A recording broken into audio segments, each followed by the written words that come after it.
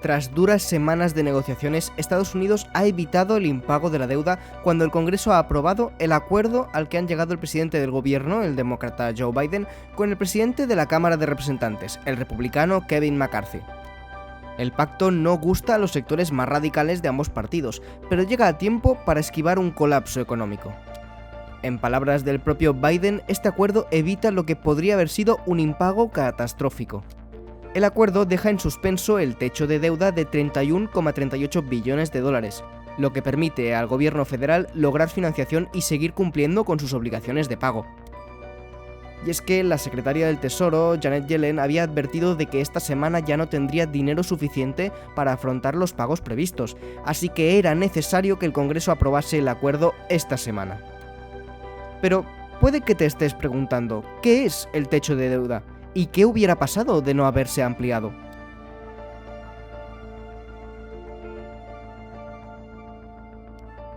Resolvamos primero la cuestión más básica. ¿Qué es el techo de deuda?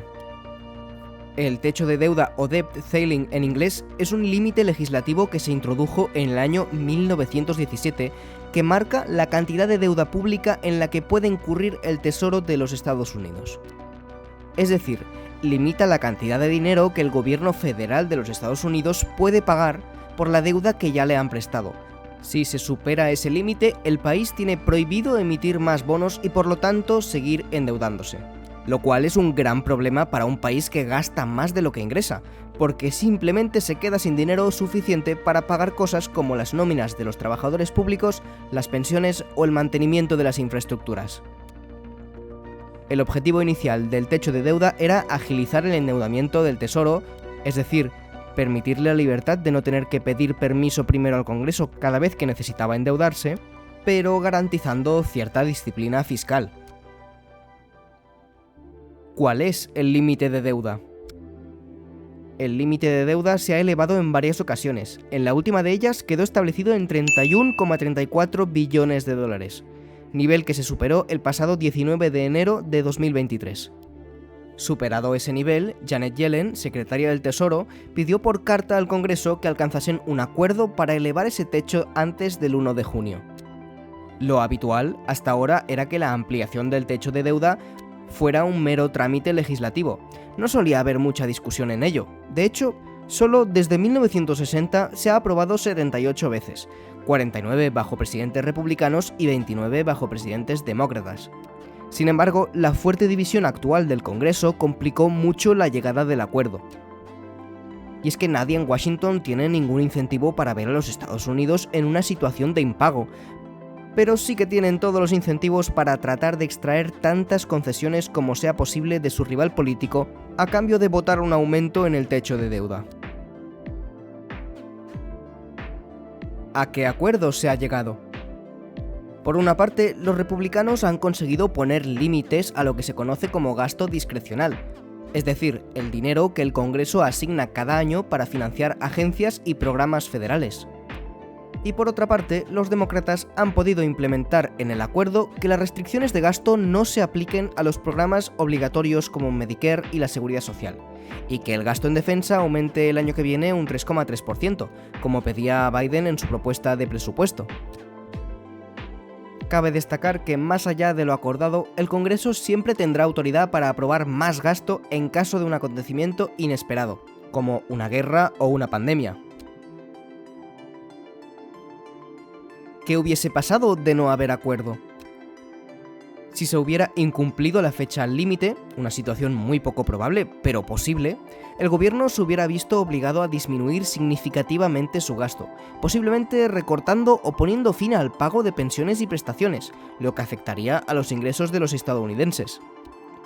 Eso no solo hubiera tenido un impacto significativo en términos de PIB, en un momento en el que además se coquetea con la posibilidad de una recesión en la primera economía del mundo. También hubiera generado una fuerte volatilidad en los mercados de deuda, de acciones e incluso en el propio dólar. En cuanto al impacto en los mercados, lo previsible es que las rentabilidades de la deuda de Estados Unidos se hubieran disparado y caído sus precios ante el aumento de la desconfianza que se hubiera producido. Es decir, hubieran caído sus precios porque nadie querría comprar deuda estadounidense, y la rentabilidad se hubiera disparado porque Estados Unidos tendría que pagar mucho más a los inversores como para que les compensara volverles a prestar dinero.